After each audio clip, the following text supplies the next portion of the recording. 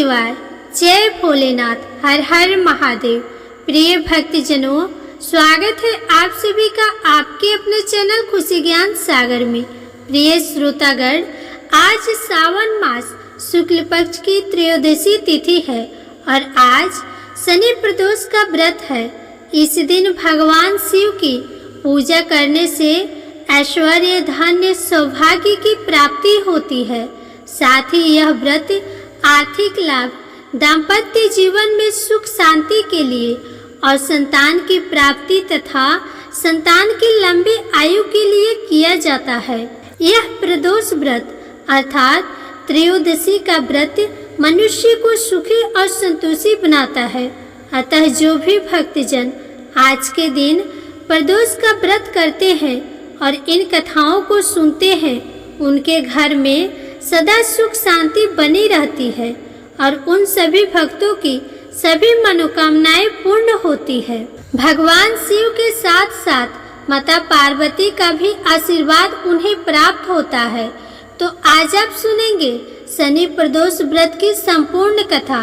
इस कथा को बड़े ही श्रद्धा और प्रसन्नचित्त मन से पूरा अवश्य सुनिएगा, क्योंकि कथा को पूरा सुनने से ही व्रत का पूर्ण फल प्राप्त होता है। तो प्रेम से बोलिए भगवान भोलेनाथ की जय, गणेश भगवान की जय, माता पार्वती की जय।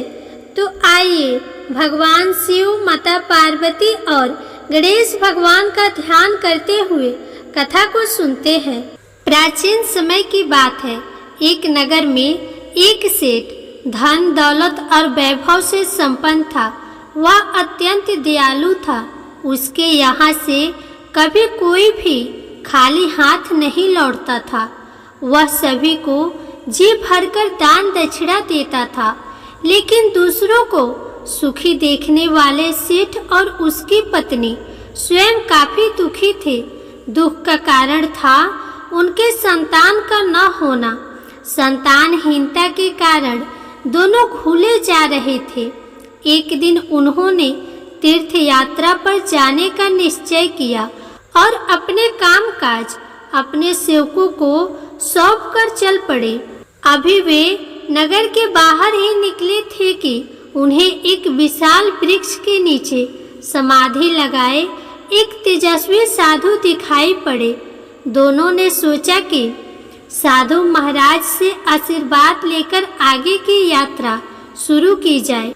पति पत्नी दोनों समाधिलीन साधु के सामने हाथ जोड़कर बैठ गए और उनकी समाधि टूटने की प्रतीक्षा करने लगे। सुबह से शाम और फिर रात हो गई, लेकिन साधु की समाधि नहीं टूटी। मगर सेठ पति पत्नी धैर्य पूर्वक हाथ जोड़े पूर्वत बैठे रहे। अंततः अगले दिन प्रातःकाल साधु समाधि से उठे। सेठ पति पत्नी को देख वह मंद मंद मुस्कुराए और आशीर्वाद स्वरूप हाथ उठाकर बोले, मैं तुम्हारे अंतर मन की कथा भाप गया हूँ वत्स। मैं तुम्हारे धैर्य और भक्ति भाव से अत्यंत प्रसन्न हूँ। साधु ने संतान प्राप्ति के लिए उन्हें शनि प्रदोष व्रत करने की विधि समझाई और शंकर भगवान की निम्न वंदना बताई, जो कि इस प्रकार है। हे रुद्रदेव शिव नमस्कार, शिव शंकर जग गुरु नमस्कार। हे नीलकंठ सूर्य नमस्कार, शशि मौली चंद्र सुख नमस्कार। हे उमाकांत सुधे नमस्कार, उग्रत्व रूप मन नमस्कार। ईशान ईश प्रभु नमस्कार, विश्वेश्वर प्रभु शिव नमस्कार। इस प्रकार शिव की वंदना सुनकर तीर्थ यात्रा के बाद दोनों वापस घर लौटे और नियम पूर्वक शनि प्रदोष व्रत करने लगे। कालांतर में सेठ की पत्नी ने एक सुंदर पुत्र को जन्म दिया। शनि प्रदोष व्रत के प्रभाव से उनके यहाँ छाया अंधकार लुप्त हो गया। दोनों आनंद पूर्वक रहने लगे।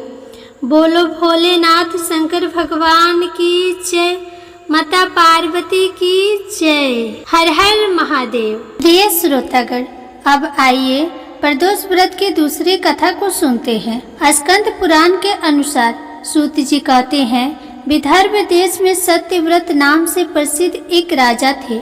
धर्म पूर्वक राज्य करते हुए उनका बहुत सा समय सुख पूर्वक बीत गया। एक समय साल्व देश के राजाओं ने विदर्भ देश पर आक्रमण कर दिया। उनके बीच भयंकर युद्ध हुआ। दोनों पक्षों की बहुत सी सेना मारी गई, परंतु अंत में विदर्भ देश के राजा भी उनके हाथों से मारे गए। विदर्भ राज की गर्भवती स्त्री दुखी होकर रात के समय राजभवन से निकलकर वन की ओर चली गई। सुबह होने पर उस रानी ने जलाशय के किनारे एक वृक्ष के नीचे एक सुंदर से पुत्र को जन्म दिया। उसके बाद वह प्यास से व्याकुल होकर जलाशय में पानी पीने गई। इतने में ही एक घड़ियाल ने आकर उसे अपना ग्रास बना लिया। वह बालक पैदा होते ही माता पिता से हीन हो गया। जब वह नवजात शिशु वृक्ष के नीचे पड़ा हुआ जोर जोर से रो रहा था, उसी समय भगवान भोलेनाथ की कृपा से वहां पर एक उमा नाम की ब्राह्मणी पहुंची। वह अपने 1 वर्ष के बालक शुचिव्रत को गोद में लिए हुई थी। वह ब्राह्मणी बहुत ही गरीब और विधवा थी। वह भीख मांगकर अपना गुजारा करती थी। उस बालक को रोते हुए देखकर उसने मन ही मन सोचा कि यह तो बड़ी हैरानी की बात है कि यह नवजात शिशु जिसकी अभी तक नाल भी नहीं कटी है, यहाँ पर पड़ा हुआ है। इसकी माता कहाँ चली गई? जब वह ब्राह्मणी सोच रही थी, उसी समय वहाँ से एक सन्यासी गुजरे। वह ऐसे जान पड़ते थे मानो साक्षात शंकर भगवान हो। उस श्रेष्ठ भिक्षु ने उस स्त्री से कहा, हे ब्राह्मणी, तुम इस बालक की रक्षा करो, इससे तुम्हें परम कल्याण की प्राप्ति होगी। इतना कहकर वह दयालु भिक्षु वहां से चले गए। उनके जाने के बाद ब्राह्मणी ने उस बालक को लेकर अपने घर की ओर प्रस्थान किया। वह ब्राह्मणी एक चक्र नामक नगर में निवास करती थी। ब्राह्मणी ने उस बालक को अपने बेटे के समान ही पालन पोषण किया और उसका नाम धर्मगुप्त रखा। वह भिक्षा के अन्न से ही अपने पुत्र और राजकुमार दोनों को पालने लगी। एक दिन वह ब्राह्मणी उन दोनों बालक को साथ लेकर भिक्षा मांगती हुई देव मंदिर में चली गई। उस समय वहां पर सांडिल्य मुनि पधारे हुए थे।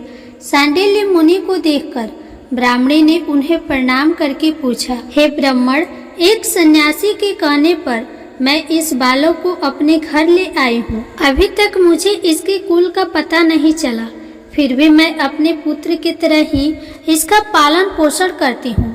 आप ज्ञान के नेत्रों से देखकर मुझे बताने की कृपा करें कि यह बालक किस कुल में उत्पन्न हुआ है और इसके माता पिता कौन है। तब मुनिवर बोले, यह विदर्भ देश के राजा का पुत्र है। इतना कहकर सांडिल्य मुनि ने उस बालक के पिता के युद्ध में मारे जाने तथा उसकी माता के ग्रह द्वारा ग्रस्त होने का सब समाचार पूर्ण रूप से बताया। यह सुनकर ब्राह्मणी को और भी आश्चर्य हुआ। फिर उसने प्रश्न किया कि हे महामुनि, वह राजा सभी भोगों को छोड़कर युद्ध में क्यों मारे गए और इस बालक को यह दृढ़ता कैसे प्राप्त हुई? यह अपने राज्य को कैसे प्राप्त करेगा? यह भी तो मेरे पुत्र की तरह भिक्षा के अन्न से जीवन निर्वाह करता है। इसकी दरिद्रता के निवारण का क्या उपाय है? तब सांडिल्य मुनि बोले, इस राजकुमार के पिता विदर्भ राज पूर्व जन्म में पांडे देश के राजा थे। एक दिन प्रदोष काल में राजा बड़ी भक्ति भाव से त्रिलोकीनाथ महादेव की आराधना में मग्न थे। उसी समय उनके नगर में बड़ा भारी कोलाहल मचा। उस शोर को सुनकर राजा ने बीच में ही भगवान शंकर की पूजा को छोड़ दिया और राजभवन से बाहर निकल गए। इसी समय राजा का मंत्री शत्रु को पकड़कर उनके समीप ले आया। वह शत्रु पांडे राज्य का सामंत था। उसे देखते ही राजा ने क्रोधपूर्वक उसका मस्तक कटवा दिया। शिव पूजा को छोड़कर नियम को समाप्त किए बिना ही राजा ने रात में भोजन भी कर लिया। इसी प्रकार राजकुमार भी प्रदोष काल में भगवान शिव की पूजा किए बिना ही भोजन करके सो गया। वही राजा अगले जन्म में विदर्भ राज हुआ। शिव पूजा में विघ्न होने के कारण शत्रुओं ने उसके सुख भोग के बीच में ही मार डाला। पूर्व जन्म में जो उसका पुत्र था, इस जन्म में भी राजा का वही पुत्र है। भगवान शिव की पूजा का उल्लंघन करने के कारण यह दरिद्रता को प्राप्त हुआ है। इसकी माता ने पूर्व जन्म में छल से अपनी सौत को मार डाला था। उस महान पाप के कारण ही वह इस जन्म में ग्राह के द्वारा मारी गई। हे ब्राह्मणी, तुम्हारा पुत्र पूर्व जन्म में भी एक ब्राह्मण था। इसने अपना सारा जीवन केवल दान लेने में ही बिताया, यज्ञ आदि सत्कर्म नहीं किए, इसलिए यह दरिद्रता को प्राप्त हुआ है। उस दोष के निवारण के लिए अब यह भगवान शंकर की शरण में जाए।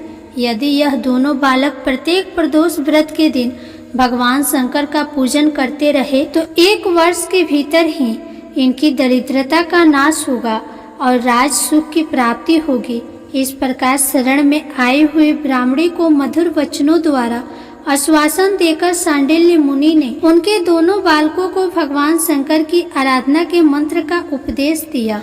उसके बाद ब्राह्मणी अपने दोनों बालकों को लेकर वहां से चली। 4 मास बाद एक दिन ब्राह्मण का पुत्र नदी में स्नान करने गया। वहां उसे धन से भरा हुआ एक घड़ा मिला, जिसे लेकर वह अपनी माँ के पास आया।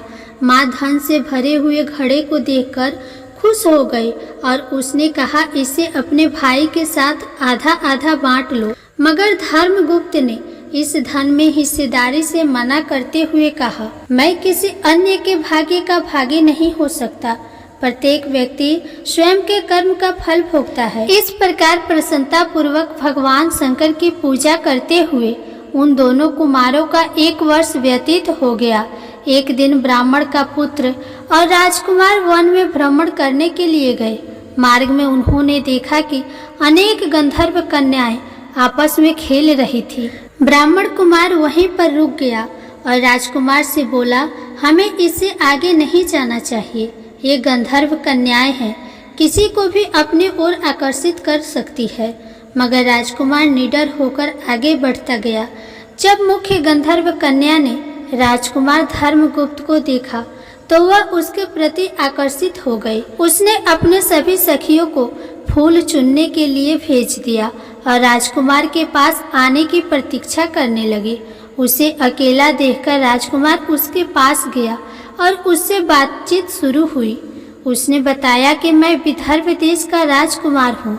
मेरे माता पिता अब इस संसार में नहीं है और शत्रुओं ने हमारे राज्य पर कब्जा कर लिया है। तब कन्या ने अपना परिचय देते हुए कहा कि मैं विदर्भ नामक गंधर्व की पुत्री हूँ। मेरा नाम अंशुमति है और मैं गायन में प्रवीण हूँ। उसने यह भी कहा कि मैं आपसे विवाह करना चाहती हूँ। इतना कहकर उसने अपनी मोतियों की माला निकालकर राजकुमार को पहना दी। तब राजकुमार ने पूछा, तुम राजपाट गंवा चुके राजकुमार के साथ कैसे रह पाओगी और अपने माता पिता के अनुमति के बिना तुम कैसे आ सकती हो? इस पर अंशुमति बोली, चाहे जो भी हो जाए मैं वही करूँगी जो मैं चाहती हूँ। तुम 2 दिन बाद प्रातः काल यहाँ आकर मुझसे मिलना। इतना कहकर वह वहाँ से चली गई। राजकुमार ने वापस आकर ब्राह्मणी और उसके पुत्र को सारी बात बताई। वे दोनों बहुत खुश हुए। 2 दिन बाद राजकुमार पुनः उसी वन में गया। उसने देखा कि अंशुमति अपने पिता के साथ उसकी प्रतीक्षा कर रही है। तब गंधर्व राजा ने राजकुमार से कहा, मैं कैलाशपुरी गया था। वहाँ भगवान शिव और माता पार्वती ने मुझे बुलाकर कहा कि धर्मगुप्त नामक राजकुमार राज्य से विहीन होकर भटक रहा है। जाओ और उसका राज्य पुनः प्राप्त करने में उसकी सहायता करो। मैं उनकी आज्ञा के अनुसार अपनी पुत्री अंशुमति का हाथ तुम्हारे हाथ में दे रहा हूँ और राज्य प्राप्त करने में मैं तुम्हारी सहायता करूँगा। मेरी पुत्री 10,000 वर्ष तक तुम्हारे साथ इस पृथ्वी पर रहेगी और जब तुम शिवलोक में जाओगे तभी वह इसी काया में तुम्हारे साथ ही रहेगी। भगवान शिव के आदेश अनुसार धर्मगुप्त और अंशुमति का विवाह हो गया। अंशुमति के पिता ने अपनी गंधर्व सेना भी राजकुमार को दे दी। सेना की सहायता से उसने अपने शत्रुओं को परास्त कर दिया और अपने पिता का खोया हुआ राज्य उन्हें प्राप्त कर लिया। अब राजकुमार धर्मगुप्त राजा बन गया। उसने अपने बुरे दिनों में उसे पालने वाले गरीब ब्राह्मणी को राजमाता का दर्जा दिया और शुचिव्रत को अपना छोटा भाई बना लिया। इस प्रकार नियमित रूप से प्रदोष व्रत करने से ब्राह्मणी, उसके पुत्र शुचिव्रत और धर्मगुप्त को धन धान्य तथा सुख संपत्ति की प्राप्ति हुई। सूत जी कहते हैं कि जो मनुष्य प्रदोष व्रत की इस पुण्यमयी महात्म्य को एकाग्रचित होकर सुनते हैं अथवा पढ़ते हैं, उन्हें 100 जन्मों तक कभी भी दरिद्रता नहीं आती और अंत में वह ज्ञान के ऐश्वर्य से युक्त होकर भगवान शंकर के परम धाम को प्राप्त होते हैं। प्रेम से बोलिए शंकर भगवान की जय, माता पार्वती की जय। अब बड़े ही श्रद्धा और भक्ति के साथ अब आप सुनिए भगवान शिव और माता पार्वती की कथा। एक बार की बात है, माता पार्वती शिव जी को पति के रूप में प्राप्त करने के लिए घोर तप कर रही थी। उनकी तप को देखकर देवताओं ने शिव जी से देवी की मनोकामना को पूर्ण करने की प्रार्थना की। शिव जी ने पार्वती जी की परीक्षा लेने के लिए सप्तऋषियों को भेजा। सप्तऋषियों ने शिव जी के सैकड़ों अवगुण गिनाए, पर पार्वती जी को महादेव जी के अलावा किसी और से विवाह मंजूर नहीं था। तब शंकर जी ने स्वयं पार्वती जी की परीक्षा लेने की ठानी। तब भगवान शंकर स्वयं प्रकट हुए और पार्वती जी को वरदान देकर अंतर ध्यान हुए। इतने में पार्वती माता जहाँ तप कर रही थी, वहीं पास में तालाब में मगरमच्छ ने एक लड़के को पकड़ लिया। लड़का जान बचाने के लिए चिल्लाने लगा। तब माता पार्वती जी से उस बच्चे की चीख सुनी नहीं गई। दुखित हृदय से वे तालाब पर पहुंची।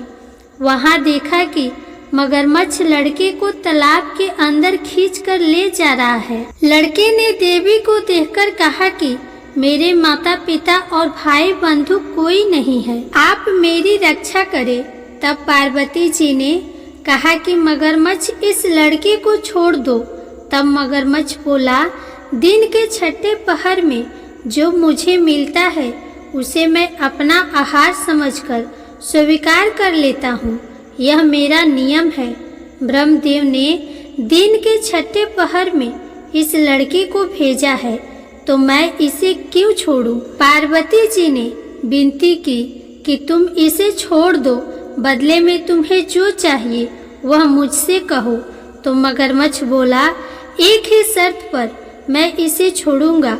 आपने तप करके महादेव जी से जो वरदान लिया है, यदि उस तप का फल मुझे दे दो तो मैं इसे छोड़ दूंगा। पार्वती जी तुरंत तैयार हो गई। उन्होंने कहा, मैं अपने तप का फल तुम्हें देने को तैयार हूँ, लेकिन तुम इस बालक को छोड़ दो। मगरमच्छ ने समझाया, सोच लो देवी, जोश में आकर संकल्प मत करो। हजारों वर्षों तक जैसा तप किया है वैसा देवताओं के लिए भी संभव नहीं है। उसका सारा फल इस बालक के प्राणों के बदले चला जाएगा। पार्वती जी ने कहा, मेरा निश्चय पक्का है, मैं तुम्हें अपने तप का फल देती हूँ, तुम इसे जीवन दे दो। मगरमच्छ ने पार्वती जी से तप दान करने का संकल्प करवाया। तप का दान होते ही मगरमच्छ का देह तेजी से चमकने लगा और वह बोला, हे पार्वती, यह देखो, तप के प्रभाव से मैं तेजस्वी बन गया हूँ। तुमने जीवन भर की पूंजी एक बच्चे के लिए व्यर्थ कर दी। चाहो तो अपनी भूल सुधारने का एक मौका और दे सकता हूँ। तब पार्वती जी ने कहा, हे ग्रह, तब तो मैं पुनः कर सकती हूँ, किंतु यदि तुम इस लड़के को निगल जाते तो इसका जीवन वापस नहीं मिल सकता था। देखते ही देखते वह लड़का अदृश्य हो गया और वह मगरमच्छ भी लुप्त हो गया। पार्वती जी ने विचार किया, मैंने तब तो दान कर दिया है, अब पुनः से तप आरंभ करूंगी। पार्वती जी ने फिर से तप करने का संकल्प किया। भगवान सदाशिव फिर से प्रकट होकर बोले, हे पार्वती, भला अब क्यों तप कर रही हो? तब पार्वती जी ने कहा, प्रभु, मैंने अपने तप का फल दान कर दिया है। आपको पति रूप में पाने के संकल्प के लिए मैं फिर से वैसा ही घोर तप करके आपको प्रसन्न करूंगी। तो महादेव जी बोले, मगरमच्छ और लड़के दोनों रूपों में मैं ही था। तुम्हारा चित्त प्राणी मात्र में अपने सुख दुख का अनुभव करता है या नहीं, इसकी परीक्षा लेने के लिए मैंने ही यह लीला रची थी। अनेक रूपों में देखने वाला मैं एक ही हूँ। मैं अनेक शरीरों से अलग निर्विकार हूँ। तुमने अपना तप मुझे ही दिया है, इसीलिए अब और तप करने की कोई आवश्यकता नहीं है। देवी ने महादेव जी को प्रणाम कर प्रसन्न मन से विदा किया। प्रेम से बोलिए भगवान शंकर और माता पार्वती की जय। अब आप सुनिए गणेश भगवान जी की कथा। एक साहूकार था। उसके घर रोज एक ब्राह्मणी रोटी लेने के लिए आती थी। घर के अंदर घुसते ही पुल के ऊपर गजानन जी का मंदिर था। वह गणेश जी को रोटी का एक कवर भोग हमेशा लगाती थी। बहुत दिन हो गए। गणेश जी महाराज ने कहा कि यह मुझे हमेशा भोग लगाती है, मुझे इसे कोई न कोई उपहार जरूर देना चाहिए। गणेश जी एक दिन उसके थाली में हीरे मोती भर देते हैं। ब्राह्मणी तो थाली लेकर अपने घर आ गई और साहूकार के घर रोटी लेने आना बंद कर दी। साहूकारनी ने उसे बुलावा भेजा कि बाई, रोटी लेने के लिए क्यों नहीं आती हो? ब्राह्मणी ने कहा कि मुझ पर गणेश जी प्रसन्न हो गए। बहुत वर्ष तक रोटी लेने आ गई, परंतु अब नहीं आऊंगी। साहूकारनी मन में बहुत नाराज हुई और गणेश जी से कहा कि आप ब्राह्मणी के ऊपर प्रसन्न हुए, परंतु मुझ पर नहीं। तब गणेश जी की मूर्ति हटाकर बाहर फेंक दी। इधर सेठ जी की दुकान में धंधा पानी बंद हो गया। एक दिन सेठ जी की नजर पोल के मंदिर पर गई तो सेठानी जी से पूछा कि गणेश जी कहाँ गए? तो साहूकारनी ने कहा कि ऐसे गणेश जी का क्या करें जो ब्राह्मणी पर तो प्रसन्न हो गए लेकिन हमारे ऊपर प्रसन्न नहीं हुए। इस कारण मैंने गणेश जी को बाहर फेंक दिया। तब सेठ जी ने कहा कि यह तुमने क्या किया? मेरा तो व्यापार और धंधा चलना बंद हो गया है। गणेश जी तुमने कहाँ फेंके हैं? जल्दी बताओ, मैं उन्हें वापस लेकर आता हूँ। साहूकार जी वापस से गणेश जी को लेने गए तो गणेश जी इतने भारी हो गए कि वे उठे ही नहीं। साहूकार जी ने कहा कि मेरे से गलती हो गई है, आप मेरे घर पधारिए। गणेश जी तो और भी भारी होते गए और कहा कि मैं तो नहीं चलूंगा, पहले साहूकारनी को बुलाकर यहाँ लाओ और वह मुझसे माफी मांगेगी तो ही मैं चलूंगा। और गणेश जी ने कहा कि मुझे हमेशा सवा से चूरमा का भोजन कराओगी तो ही मैं चलूंगा। साहूकार साहूकारनी को लेकर आए और उसे माफी भी मंगवाई और सवा सेर का चूरमा चढ़ाने की हाँ भी भरी। तब साहूकार और साहूकारनी ने गणेश जी को वापस घर में लाकर उन्हें पोल में बिठाया। ऐसा करने पर साहूकार का व्यापार फिर से चलने लगा। हे गणेश जी महाराज, जैसे साहूकार और साहूकारनी पर आप प्रसन्न हुए वैसे सभी पर अपनी कृपा बनाए रखना। प्रेम से बोलिए गणेश भगवान की जय। श्री लक्ष्मी नारायण भगवान की जय। अब आप सुनिए भगवान भोलेनाथ की आरती। ओम जय शिव ओमकार, स्वामी जय शिव ओमकार। ब्रह्मा विष्णु सदा शिव, ब्रह्मा विष्णु सदा शिव, अर्धांगिनी धारा। ओम जय शिव ओमकार, एकानन चतुरानन पंचानन राजे। हंसानन गरुरासन वृषवाहन साजे। ओम जय शिव ओमकारा। दो भुज चार चतुर्भुज 10 भुज अति शोहे। तीनों रूप निरखत त्रिभुवन जन मोहे। ओम जय शिव ओमकारा। अक्षमाला वनमाला रुद्रमाला धारी। चंदन मृत मग शोहे। चंदन मृत मग शोहे। भाल शशि धारी। ओम जय शिव ओमकारा। श्वेतांबर पीतांबर बाघांबर अंगे।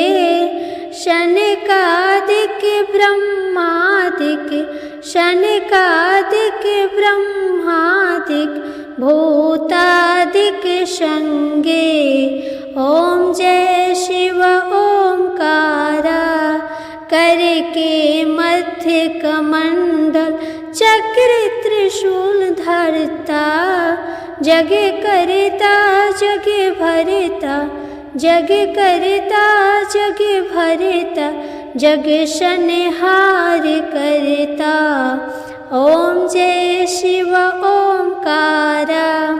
ब्रह्मा विष्णु सदाशिव जानत अविवेका। प्रणाक्षर के मध्य तीनों एका। ओम जय शिव ओमकारा। त्रिगुण शिव जी की आरती जो कोई नर गावे। कहत शिवानंद स्वामी कहत शिवानंद स्वामी मन वांछित फल पावे। ओम जय शिव ओमकारा। जय भोलेनाथ। हर हर महादेव।